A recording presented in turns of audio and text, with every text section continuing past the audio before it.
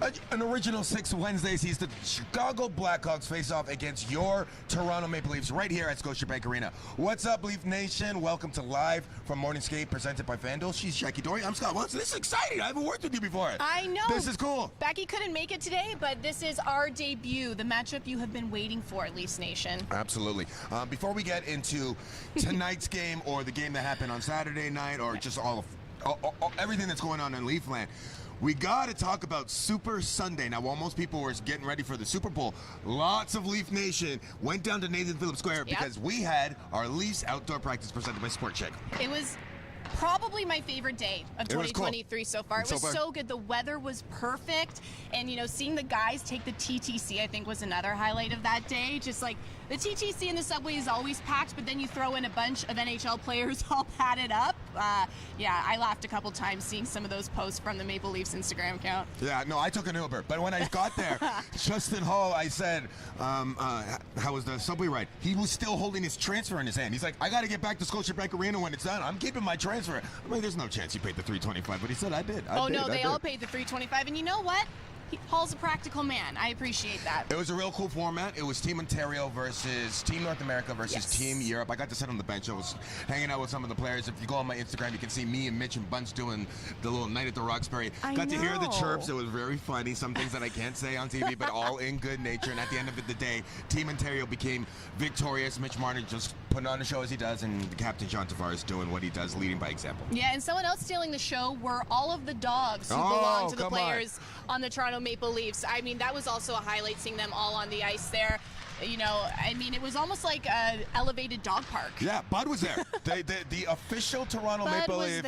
Bud was there. It was awesome. I also got to see David Camp's newborn baby, 4 months on the ice. Sweet. So cute, so cute. All right, let's get into the hockey over here. Let's do it. Saturday night, not exactly the game that the Leafs wanted. Get up to an early lead, then kind of blow it. But, you know, second half of a back-to-back after the All-Star break, it can be understood. But we've got to take away some highlights from that night. William Nylander has really stepped up his performance. This is a career year, as we all know that's happening. But every day, we always say he's the first one here on practice. It's an optional skate today. We'll get to the practice in a second. But every day, you're seeing a new version of him. Yes. And what we liked on Saturday was not only the beautiful goal, but a little bit of grit. Little bit of grit, yeah, like you mentioned, that goal, it was his 29th of the season. He's leading the Toronto Maple Leafs in goals with a total, like I said, of 29. And, you know, like you mentioned, a career high season, potentially, because he's on pace for 43 goals. That's pretty good. And 91 points this year, which betters his career high season last year of 34 goals and 80 points. So we're just seeing him continue to generate chances, you know, generate clean entries and be a consistent threat for any team's defense. So, and yeah, we talked about this earlier, a little emotion on Saturday night's game, a little retaliation, not liking that late hit from Nick Blankenberg, and he showed him how he felt.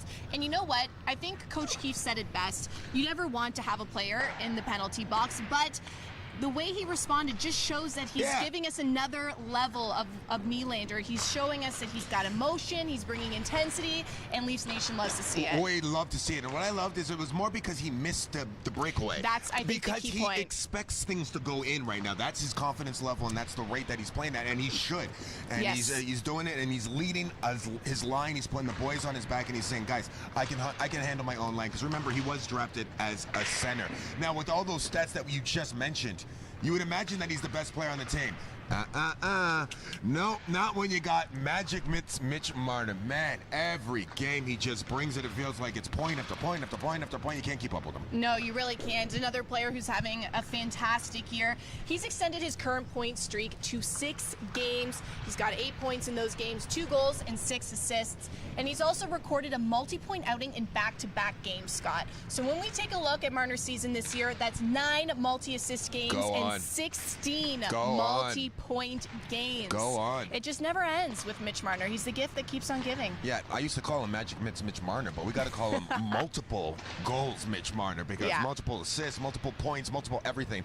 This guy just keeps bringing it, and you want to talk about career years? He is definitely having his career year. Yeah. Looking forward to tonight's game. We're here at practice.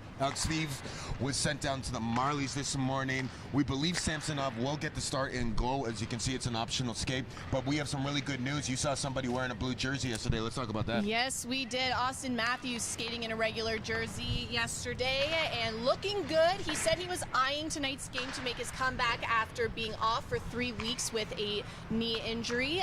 But he also mentioned he was going to wake up this morning and see how he was feeling. There's no real rush for him to get back in the game if he's not ready. So if it isn't tonight against the Chicago Blackhawks, we can probably expect Austin Matthews to make his return shortly. Listen, I'm not a betting man, although if I was betting on FanDuel, I would say he's playing tonight, because here's the deal.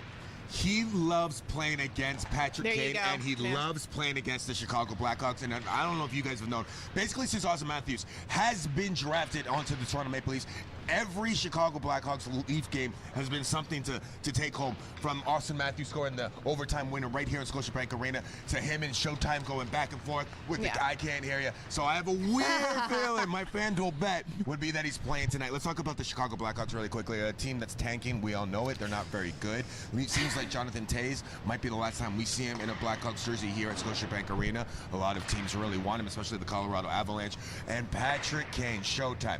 He seemed a little upset that the Rangers didn't get him. I think he's got a chip to prove.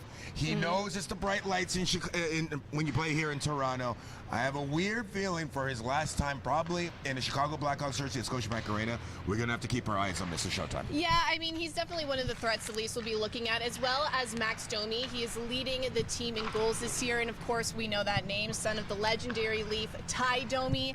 And yeah, like you mentioned, in media availability, Austin Matthews was asked about Kane, and he was just talking about how he's been able to stay such an elite player for so long and how it's always a good matchup when they get to play each other. So hopefully we'll get to see that tonight, like you mentioned, and no doubt that the Leafs will have a plan for those two players. Whenever it's original six, there's always a different kind of atmosphere in this building, so I'm very much looking to that, which brings us to our FanDuel prop picks. Nice. My prop pick tonight.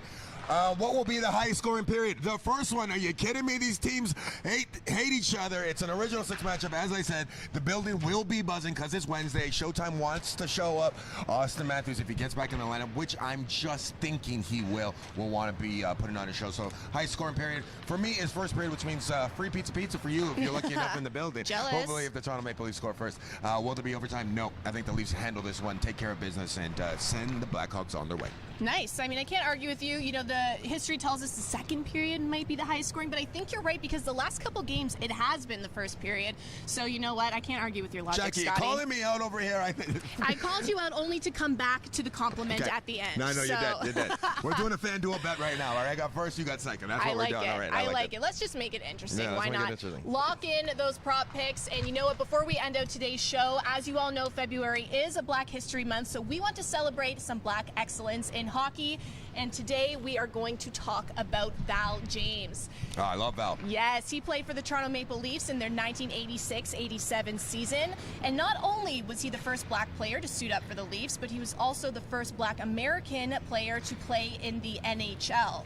And, oh, sorry, just got a page here. He was drafted in '77 by the Detroit Red Wings, but he wouldn't play his first NHL game until 1981-82 season with the Buffalo Sabres. Yep. And so between his time playing for the Sabres and the Leafs, he got quite a reputation of putting up 30 penalty minutes in 11 NHL games, so obviously a fan favorite. And from there, Val would also play for the Rochester Americans, scoring the Calder Cup clinching goal for that team in 1983. And today, Val is remembered as a trailblazer in hockey and for breaking barriers and carving out a path for Black players in the game. I was lucky enough to interview Val James a couple of years ago. First of all, yeah, his hands are massive. That is not the guy that you wanted to drop the mitts with. No. And a great human being, just a gentle giant. He works at Grand Wolf Lodge down in Niagara right now, and he said, anytime you and your family want to come down, I got you taken care of. Exchange numbers. I still talk to him today. Val, we appreciate everything that you've done for the game. Love you, brother. Anyways, it's going to be a fun one tonight. 7 o'clock puck drop. You can catch it on Sports.